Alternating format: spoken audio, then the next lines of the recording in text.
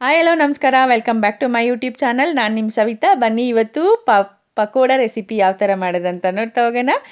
ಗರಿ ಗರಿ ಪಕೋಡ ಮಾಡಲಿಕ್ಕೆ ಏನೇನು ಬೇಕು ಅಂತ ನೋಡ್ತಾ ಹೋಗೋಣ. ಇಂಗ್ರೀಡಿಯೆಂಟ್ಸು ಬನ್ನಿ ಸ್ಟಾರ್ಟ್ ಮಾಡೋಣ.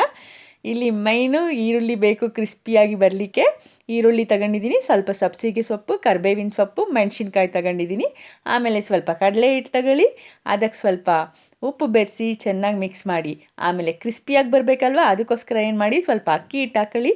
ಅದಾದಮೇಲೆ ಈರುಳ್ಳಿ ಹಾಕಿ, ಸಬ್ಸಿಗೆ ಸೊಪ್ಪು ಹಾಕಿ, ಮತ್ತು ಆಮೇಲಿಂದ ಮೆಣಸಿನ್ಕಾಯಿ ಹಾಕಿ, ಕರಿಬೇವಿನ ಸೊಪ್ಪು ಹಾಕಿ ಎಲ್ಲದು ಕೂಡ ನೀಟಾಗಿ ಮಿಕ್ಸ್ ಮಾಡ್ಕೊಳ್ಳಿ.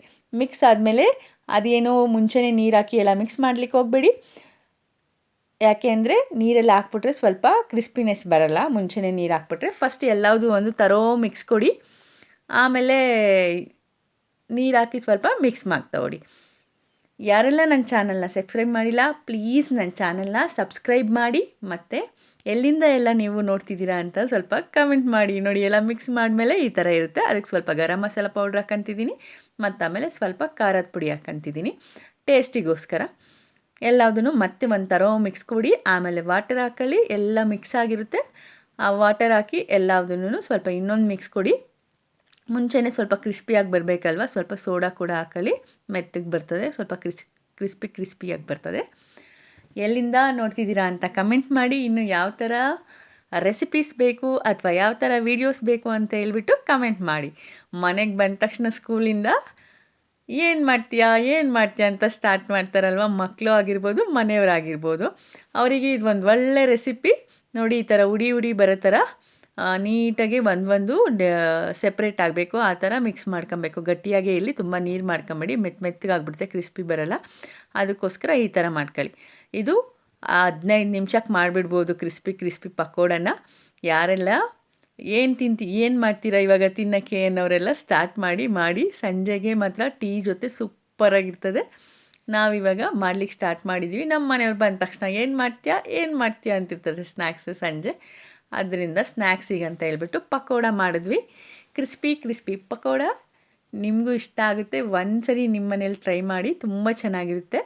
ಇನ್ನು ಹಳ್ಳಿ ಸೈಡ್ ಇರೋರಾದರೆ ಮನೆ ಮುಂದೆನೇ ನುಗ್ಗೆ ಮರ ಎಲ್ಲ ಇದ್ದರೆ ಸ್ವಲ್ಪ ಎಳೆ ನುಗ್ಗೆ ಸೊಪ್ಪು ಕೂಡ ಹಾಕ್ಕೊಂಡು ಮಿಕ್ಸ್ ಮಾಡಿ, ತುಂಬ ಚೆನ್ನಾಗಿರ್ತದೆ. ಅದು ಇನ್ನೂ ಕ್ರಿಸ್ಪಿಯಾಗಿರ್ತದೆ.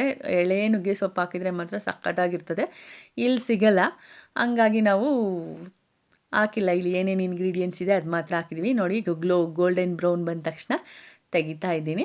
ಈಗ ಎಲ್ಲ ಇವಾಗ ಕ್ರಿಸ್ಪಿಯಾಗಿ ಬಂದಿದೆ ಎಲ್ಲದು ಕೂಡ. ನೋಡಿದ್ರೇ ಗೊತ್ತಾಗ್ತಿದೆ. ಬೇಕ್ರಿ ಸ್ಟೈಲಲ್ಲಿ ಇರ್ತದೆ, ಬೇಕ್ರಿಲೆಲ್ಲ ಮಾಡ್ತಾರಲ್ವ ಪಕೋಡ, ಆ ಥರ ಟೀ ಜೊತೆ ಇದನ್ನು ತಿಂತಾ ಇದ್ದರೆ ಸಕ್ಕತ್ತಾಗಿರುತ್ತೆ ಮಾತ್ರ.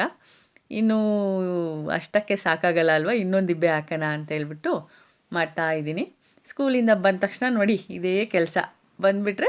ಬಂದಾದ್ಮೇಲಿಂದ ಏನಾದರೂ ಸ್ನ್ಯಾಕ್ಸ್ನ ಮಾಡಬೇಕಂತ ಹೇಳ್ಬಿಟ್ಟು ಸ್ಟಾರ್ಟ್ ಮಾಡಿದ್ವಿ.